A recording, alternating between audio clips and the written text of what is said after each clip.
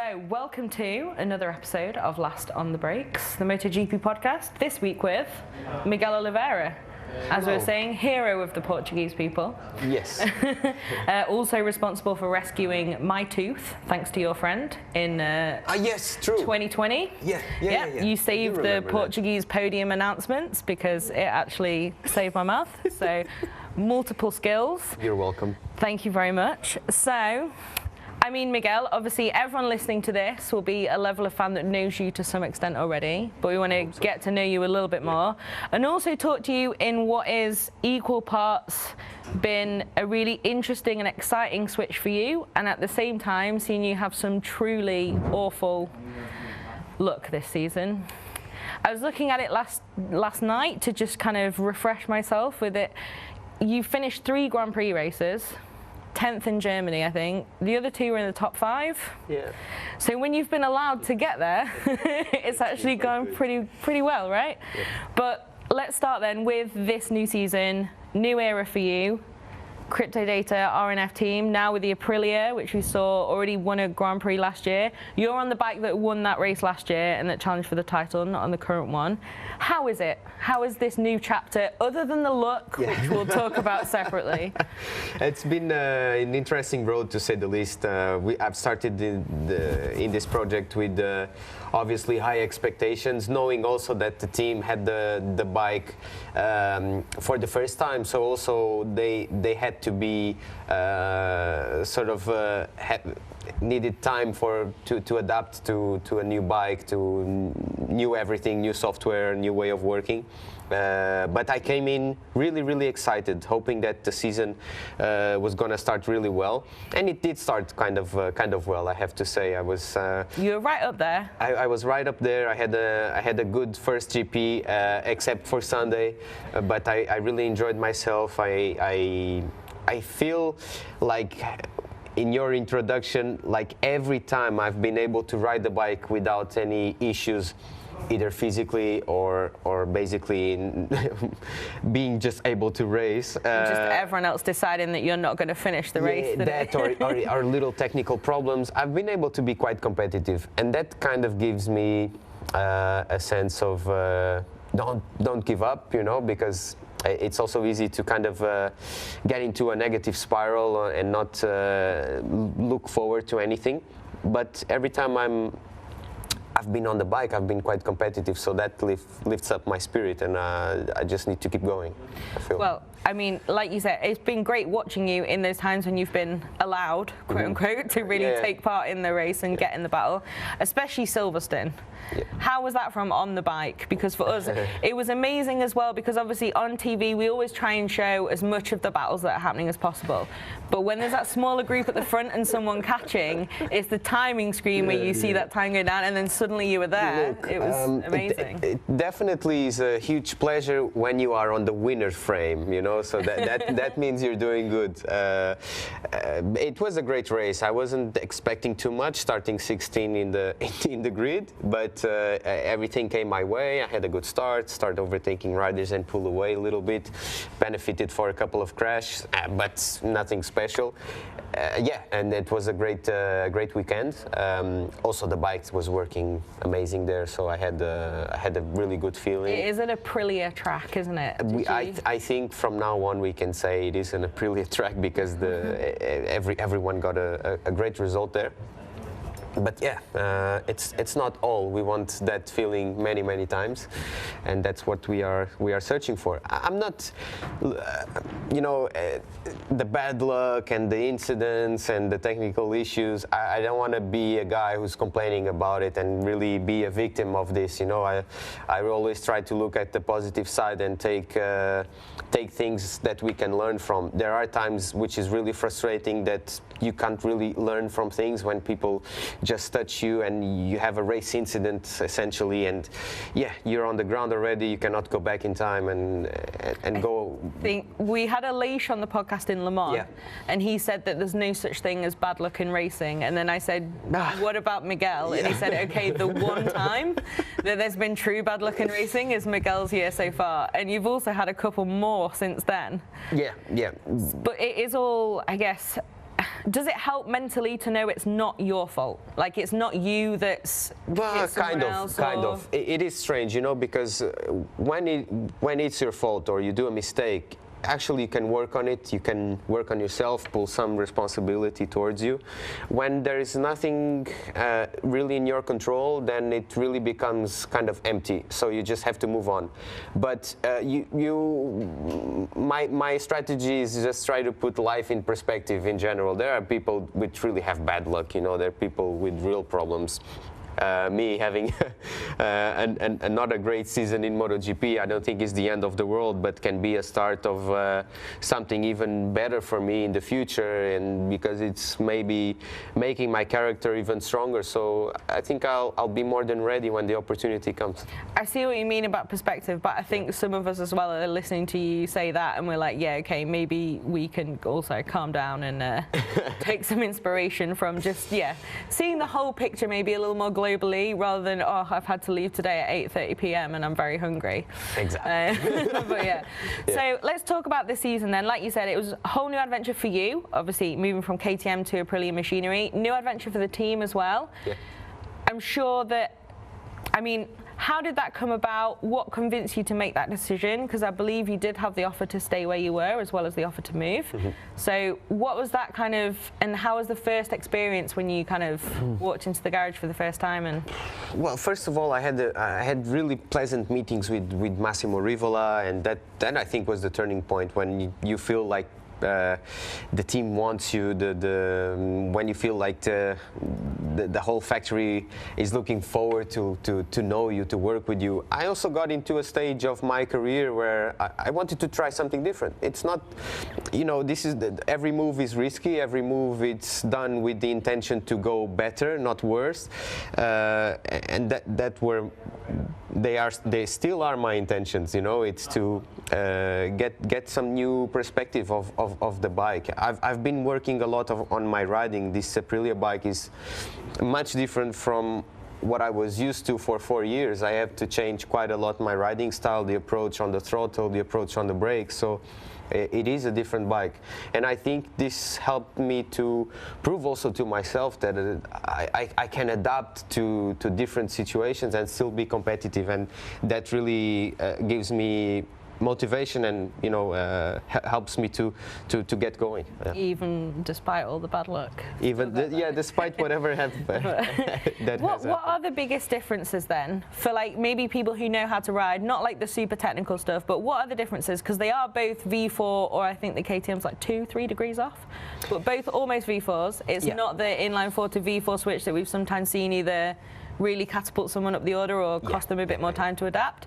What is the difference between the two machines in your experience? I mean, how can I explain it without getting too technical? I mean, feel free, we could put a geek segment in if you want to really go into it. No, but essentially the way the power delivery works on this bike is much different from the KTM. The Aprilia bike has a power delivery which makes you be a little bit more careful on the throttle, so you need to have the throttle and a good connection on your hand to the rear grip.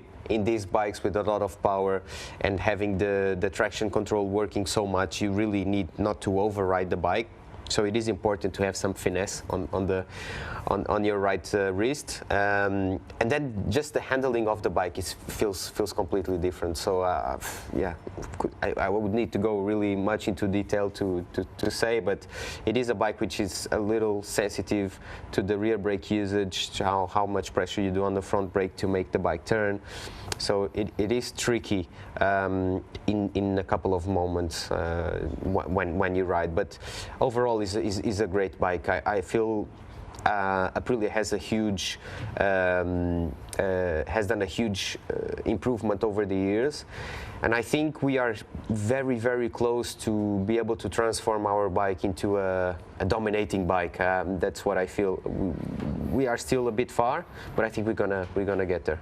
Well, it did seem certainly in pre-season that Aprilia was the biggest challenge to Ducati, who obviously won the championship. I mean, they've won a few constructors ones, not thanks to the numbers. Obviously, it's also a great bike, but it helps when you've got quite a few out there.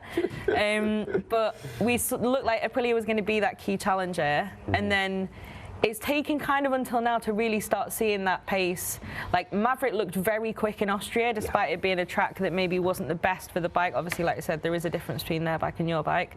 Aleix won that race. You've been up there when you've been allowed to take part. What is it kind of now that's coming together? Is it, and also, how do you work with those guys? Is it all data sharing, everything working together? Everything. We all work together. It's data sharing through the whole 4 bikes. Also, the crew chiefs work. Obviously, everyone does their own job. They follow their own way. But of course, we have access to everything. So it is a 4 bike way of working, which is, I think, needs to be the road to develop as a constructor. I guess that's the idea, right? Yeah, that's the idea, of course. Having those other bikes on the grid as well. For sure. I don't know why the season hasn't been put together perfectly. I think it comes down to very little details, which we are still not strong enough, and that really costs the overall result of the weekend. As you said, I've seen Aleix, I've seen Maverick really strong in a couple of places, but sometimes they crash, sometimes they had the bad luck in the start, sometimes things didn't really come together in their key moments of the GP during the weekends, and I think that really costs a good result. I have to say also, if you look at every rider's season, except maybe 2 or 3 guys, they are not so consistent. So who are your 2 or 3? Of course, Pecco has been super consistent. I have to look also at Brad. Brad has been very consistent, apart a couple of results, but he has been there all the time. Bezecchi, except Silverstone, he has also been challenging quite regularly for the top position. So apart from these guys, I think everyone's season has been kind of up and down. No one's really found that perfect sweet spot. Exactly. So I don't think we can really blame them or really have one key factor that say the season didn't come together for them for some reason. I think it's more. Rider okay. We've got a light change. I was like, is it me blinking or? No, it's this light here was. But yes. Yeah. Rider okay. Just maybe it's the Miguel effect. Come on, no. No. But so obviously, like you said, then everyone working together, data sharing. You said you got that really positive kind of feeling from Rivola when talking to them about joining Aprilia. In terms of like the culture then and working with Aprilia, what are the best things that you found about it? Because you said you wanted a change of scenery as well. Obviously, from the outside, everyone has their way of working. I'm not asking you to trash talk the past or talk no, not at all. No, I tell you, what is it that kind of makes it? Look, I have nothing to say. I have only good things to say about my past and the journey I had with KTM was amazing. Was fantastic, and also here I found that also when you are new in some place, people always make a good effort to try to please you and try to make sure everything's okay. It's like human normal life, isn't it? Like, oh. it is. It adds up a little something different that maybe I was searching for and I maybe was not seeing there. But yeah, I'm really happy with also the environment we live inside the garage. So obviously, working with the Italian group is it's different. But I also had plenty of Italian guys also in the KTM group. This is the thing. I think maybe sometimes people think like Ducati, every single person is Italian. KTM, every single person is Austrian, except the people you've literally seen move over. And then maybe Aprilia again, all Italian. But the paddock is so international. It is. My team is also all British. My team is all literally. British. Except for my crew chief, which is Italian. And except for Wilco. And Wilco, which is Dutch. Wilco Tour Life. And all the management part, and it's. But yeah, you're, in fact, that's a really good example because obviously you've got so many different, you've got 2-3 continents in just that one team. It's not bad. Yeah, 3. Yeah. It's not bad. Yeah, it's not bad at all. Yeah. So Italian culture, but also a bit of British, Dutch at the top of it there. causing classic Dutch mayhem. I say it with love. I feel like with Wilco I can. If he happens to keep listening to episodes he's not featured on, I'm sure he won't be angry. No. But what about working with Raul then? Completely new teammate. Obviously, he came from the same machine, so yeah. How have you like shared with him a bit of stuff? Are you trying to guide him at all? Is it immediately like, sorry, we're rivals, thanks, bye? Because he's not technically a rookie, but he obviously is newer in the Premier class compared to you and the experience you've had. Actually, we don't talk that much. There is also a age gap there that probably creates some kind of wall. But I don't think. Is it the real millennial, Gen Z split Probably there? Yes, yeah. But do you use TikTok regularly? Is that no, the kind I don't. of that's where it just. I feel like that's the deciding line Probably. quite a lot of the time. No, I don't use. I've actually lost my access to TikTok, so I don't see TikTok for more than 2 years. Also, having a little baby at home I was going to ask you about that as well. doesn't give any time for anything. So, yeah. So Raul, then you're not. No, but we do share a couple of impressions, Yeah. of course, like a normal teammate would do. Like, we are not rivals in the sense of we cannot talk to each other or we hate each other. So, yeah, we haven't. Cool. It's just interesting, obviously, with you both coming from the same machine and really different experiences on it as well. Because obviously you won. You won 2 races last year, didn't you? You won the Indonesia. In Thailand. Rainy showdown, and then the Thailand rainy showdown. Yeah. What is it in the wet? I would like to know, but I believe it has to do with the sense of opportunity and really key moments. Also, the bike was amazing on the wet. I have to say, it was really cool to ride the KTM on the wet. So. It was just the feeling, everything clicked together. I also rode many times before in the past on the wet, and I've crashed or been average, so I don't really know why. Yeah, I don't remember, like, obviously, you've been around a while now. Yeah. Thinking back, like, Moto3, 2015 versus Danny Kent, and Moto2 as well. You were right at the front there winning races. I don't think of you as, like, a rain master. I don't think of you as a rider who, when it rains, you're like, oh no, thank you. What's going to happen for Miguel? Exactly. But you know what I mean? It seems in MotoGP, it's really... Yeah, I think it's just the experience from the last year, to be honest with you. I've won on the Moto2 on the wet also. So, where was that? Yeah, it was my last race on the Moto2. Yeah, of course. I won it in Valencia. But I cannot consider myself the rain master or anything like that. I think we're going to have to continue calling you that on social media. Until we have another race that is in the wet. It's raining and I don't win, then I think I can afford to lose the title. Okay. But until then, yeah, you can call me that. Keep it for now. See. Yeah, like, come on, it was well earned. They were great wins. It was, of course. It was unbelievable. Especially, yeah, it was Indonesia where we had the delay, didn't we? And then suddenly it was like, hey, go.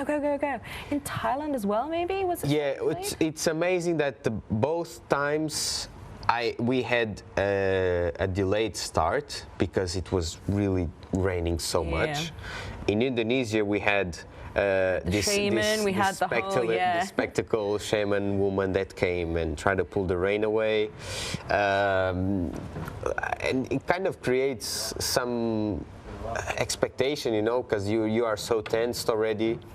And I think the fact that I'm able to keep maybe my emotions really calm. I was not stressed at all. And was raining, so when it's raining, you cannot be super stressed, and because you might as well crash.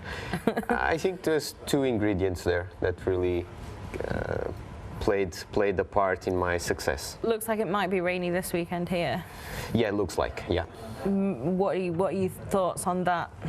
It's not a track with the highest grip traditionally in the wet. No. It does look like it'll be warm though. I think it will be the worst conditions on the wet because the track is very low grip. I immediately regret my question. Because it will be bad. Great, thanks, Miguel. Yeah. Great So PR-friendly answer there. When it rains in other tracks, it's like it doesn't matter. It's okay. But here I'm quite I'm quite scared, to be honest. Let's see. I don't know. Thanks, just hammering it home that it was a terrible question to ask on the official podcast. It's okay. But well, yeah, you mentioned earlier then, family, like you said, different generation to Raul. One of the now, I mean, this is the difficult thing, isn't it? Because like veteran, it sounds like you're like Dovi about to retire. No. Experienced rider is positive, obviously, always, and you do have plenty of experience. Elder statesman sounds like you're sort of Gibber now coming back for a wild card. But you are one of the riders who's been around a while, and you've got, like you said with perspective before, you've got a life away from the track. And it's something that's always been quite important to you, I think, when we've spoken to you before. Yeah, you that know, perspective and that balance, right? I see life in a 360 degrees, you know. I've seen, obviously, my life and everyone who's in it, my inner circle, everything gravitates around me racing bikes. But it's nice also to, while I'm racing bikes and pursuing my passion, my goal, to kind of also try to make a family grow. I think many riders in their careers, or athletes in general, maybe they lose the timing where they can actually build a family with their partner, and when they finish the career, maybe it's again a little bit too late to start another life.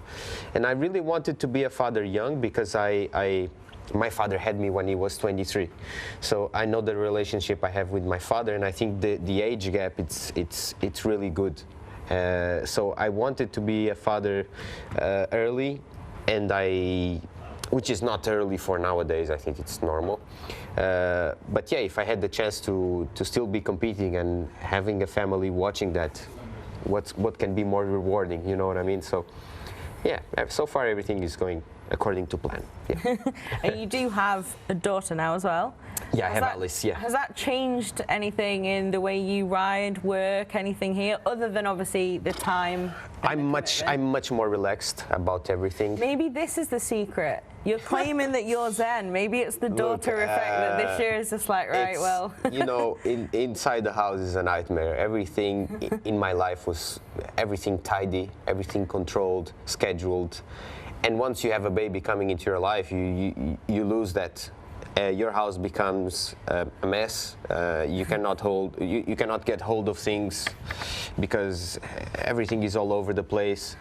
And if you want to have like 5 to 10 minute rest, you cannot be cleaning and every time.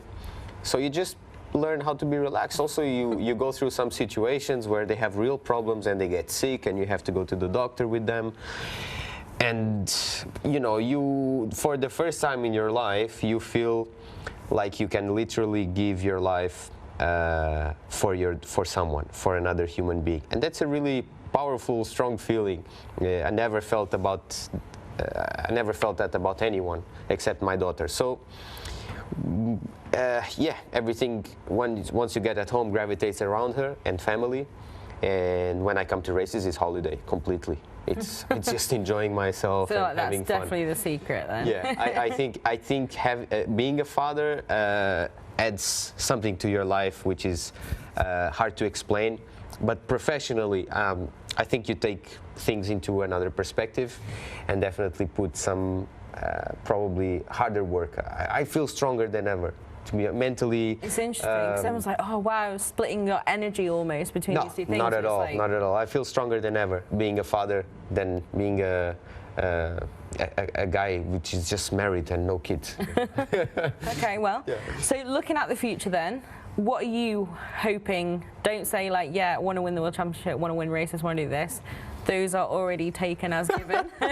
But what do you see in the next few years for you in MotoGP? I want to be remembered like people have a strong opinion about me. Like this guy, he was fast. He He was He a was great. the rain master. No, He was he was not only the rain master. He was a master of riding the bike. Yeah, that's what I want. I also want people to remember me as a nice guy and not as but a nice guy which is strong. You know, not a nice guy like yeah, he's nice and yeah. And not just like hi, how are you? Hi, how are Yeah, you? cool. How are you going? Like I want to make I want to make an impact, a positive impact, not just dressing differently and be, you know what I mean? Real.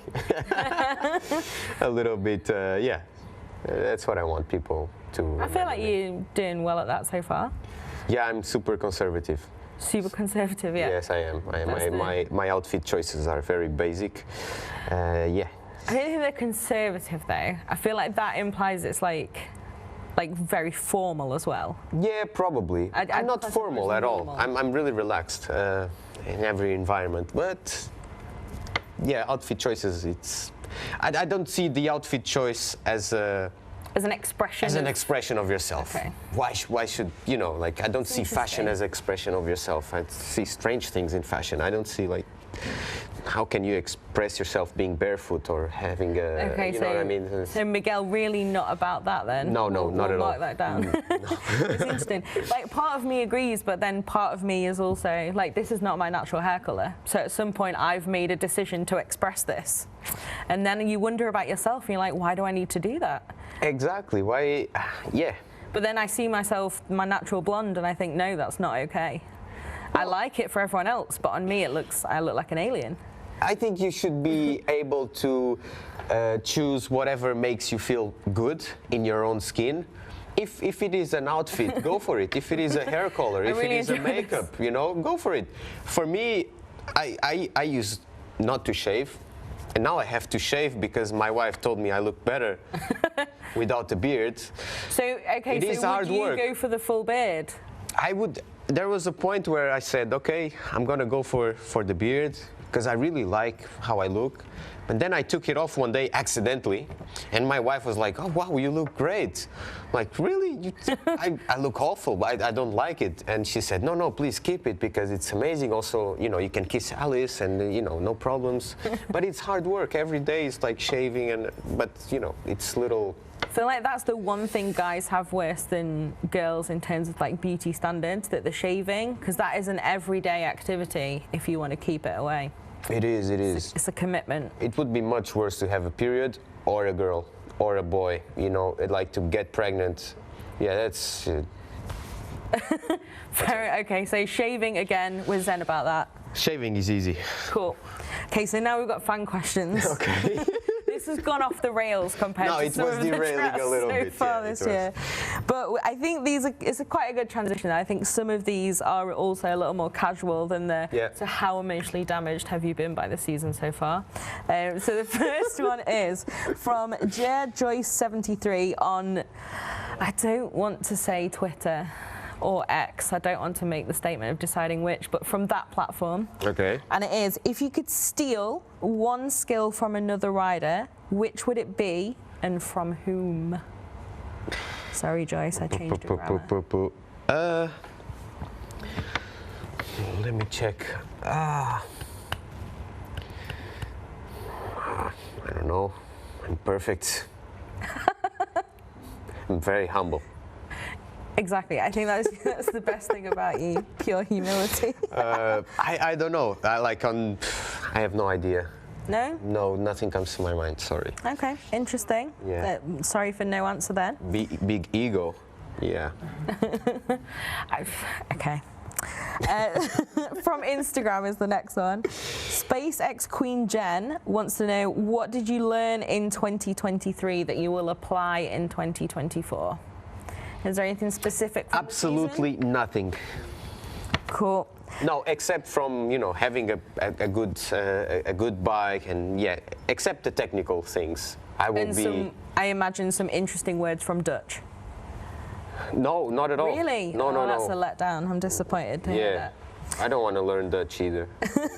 Well, next one then, we're going back to Portugal.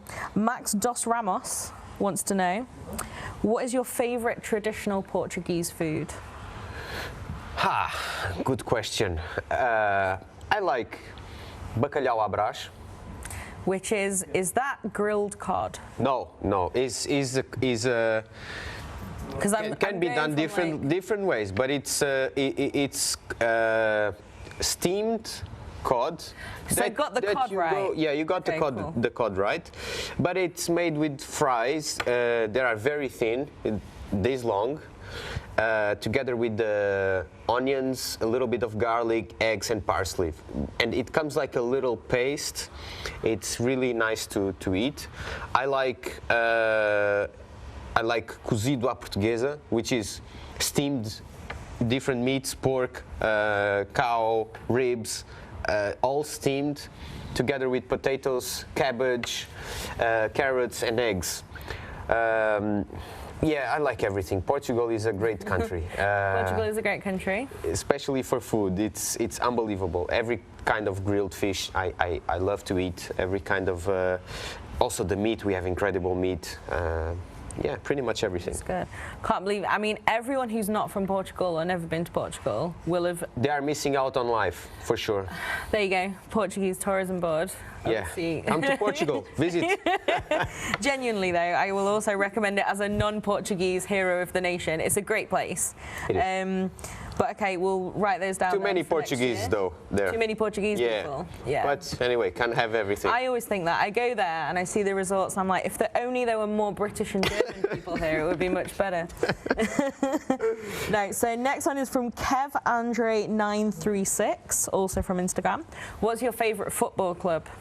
I don't have any football club. I think the football in general is overrated as a sport, so not a big fan. Fan of a couple of athletes from football. I think quite a good, nice life story. Cristiano. I was going to say, you're going to go from hero to zero for some Portuguese people if you... No, come on, no, you cannot. I mean, Cristiano is the best athlete in the world. I risk to say he's a quite complete athlete in the sport of football, or soccer.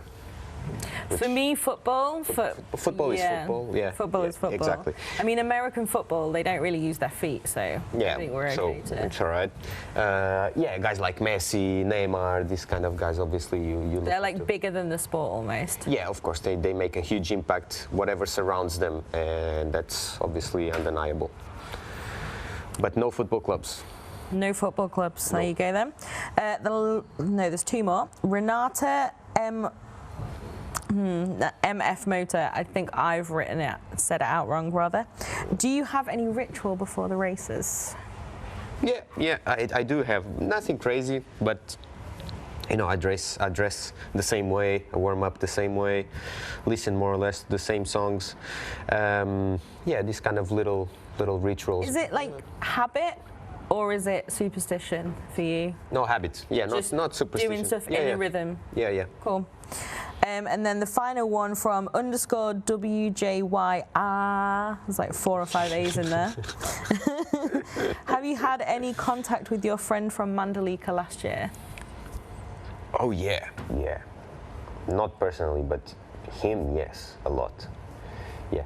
He's contacted basically every member of my family on Instagram, saying how much I'm missed there and that I'm welcome to his home and to have dinner or lunch with the family. And we've got a chance to make those dreams come true.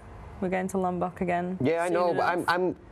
I'm looking forward, but kind of scared. I don't know what's expected for me. You feel the love, but I feel the love, but somehow it's love is never too much, of course. But I'm kind of I'm waiting to see what's going to happen.